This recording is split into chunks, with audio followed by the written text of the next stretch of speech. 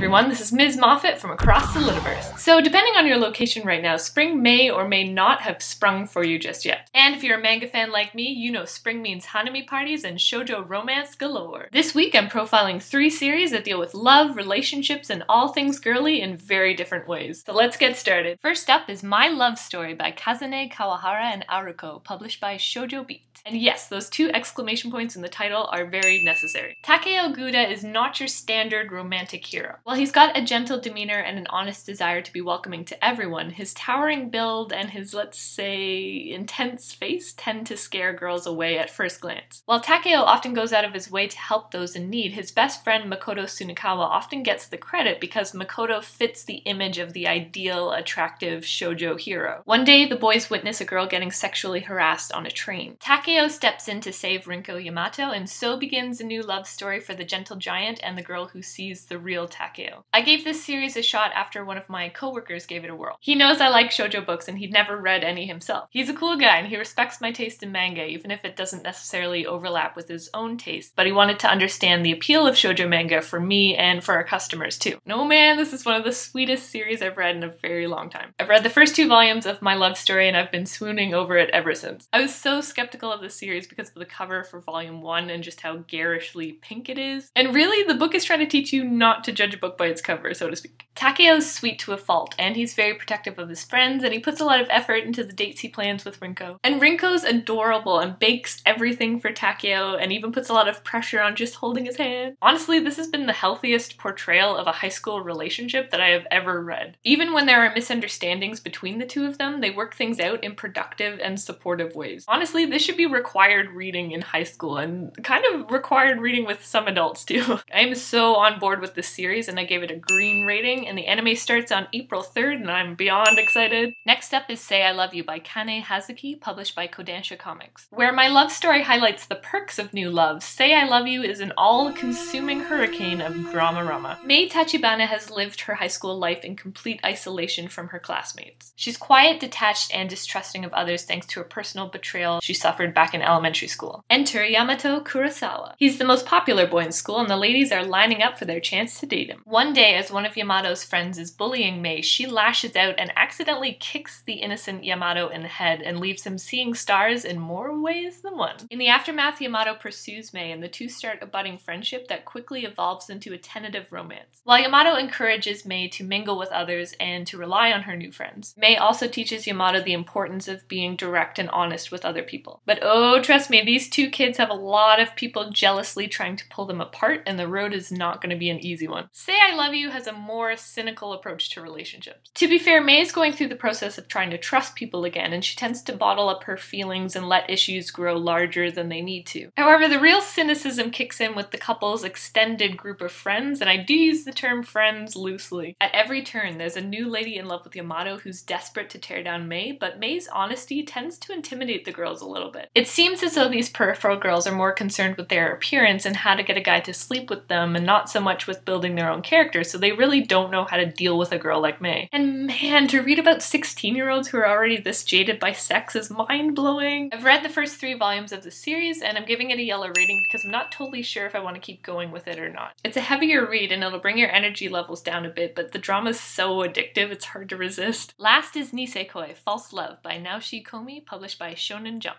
First off, I know this book says it's a shonen series, but there's a lot of shoujo appeal as well. Raku Ichijo is a normal high school student with a not-so-normal home life. His father is the leader of a yakuza group, and Raku is expected to take over the family business. But Raku's got his sights set elsewhere. He wears the locket from a half-forgotten childhood sweetheart, and he wants more than anything to have fate draw them together again. In the meantime, a fateful encounter with new transfer student Chitoge Kirasaki throws Raku's life into disarray. Not only does she help him lose and thankfully find his locket at school, their antagonistic bonds are tightened when they are forced into a fake relationship in order to keep the peace. Chitoge is the daughter of a mob boss who set down roots in Japan, and her father's gang are causing dangerous public scenes with the members of Raku's father's gang. As a means to stop the bloodshed, the 2 men use their kids to force a peace treaty, and Raku and Chitoge are forced into an awkward situation that gets even more strained as Raku starts meeting ladies who might be his fated true love. Nisekoi is an absolute delight Light, and I first came across the series in its anime form, and I'm finding that the manga and the anime adaptation are lining up perfectly so far, which is very exciting because the second season is starting, I think, in the spring as well. Raku is sweet at his core, but he struggles to show that to the people around him. He wants so desperately to have a normal life, and it just doesn't seem to be in the cards for him. Chitoge is also your classic shonen heroine in that she talks tough, but she's got a softer, vulnerable side that shines through on very rare occasions. I love the idea of a childhood promise and the mystery of who holds the key to Raku's heart, and Nisekoi's got a fresh sense of humor to boot. And I also love those moments where Raku and Chitoge are desperate to reveal the truth of their situation to their friends and their potential love interests around them, and then they have to reinforce their false love because of who's overhearing them. I am definitely giving Nisekoi the green light, and I'm curious to see where the anime and the manga plotline deviate from one another too. So hopefully I've gotten your hearts all aflutter with the promise of new manga, and I hope you're seeing the signs of spring all around you too. On that note, signing off.